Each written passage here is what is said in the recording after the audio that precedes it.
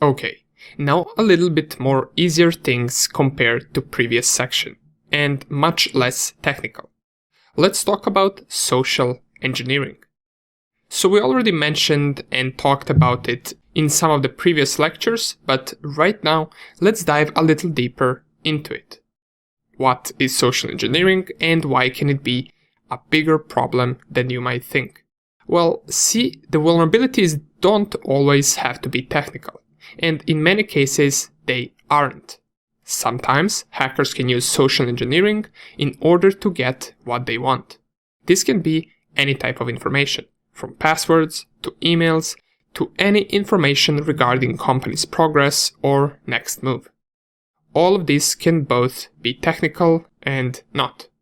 See, we already saw an example of a phishing vulnerability. We ran some tool which created a fake web page for us that looks exactly the same as the real one, and if the person that we sent the fake web page to didn't pay much attention to it, they wouldn't notice it being fake and they would input their credentials there and we would have their username and password.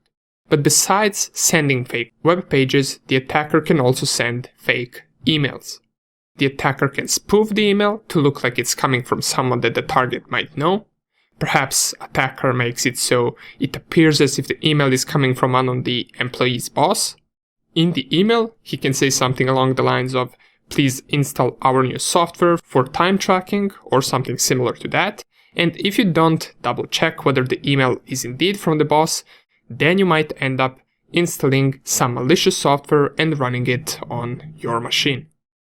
Now, I know most of this stuff sounds like it's impossible to fall for, but trust me, hackers are really good at making them look as legit as possible. They can even sometimes try to time the attack so it barely falls under your schedule, and you, due to lack of time, end up doing something faster, like responding to that email without any checks just because you have something else to do right now. And besides these type of the attacks, as we already mentioned, social engineering can also be done in the real world, not just in cyber world. An attacker can try and impersonate someone that might work with you or some other company that urgently needs data from your company for some type of collaboration. These type of attacks can be limitless, since with enough preparation an attacker can make them almost perfect. Social engineering attacks usually include one person, but in larger attacks multiple people can be planning and pulling out a social engineering attack. So these would be some of the most common types of social engineering attacks.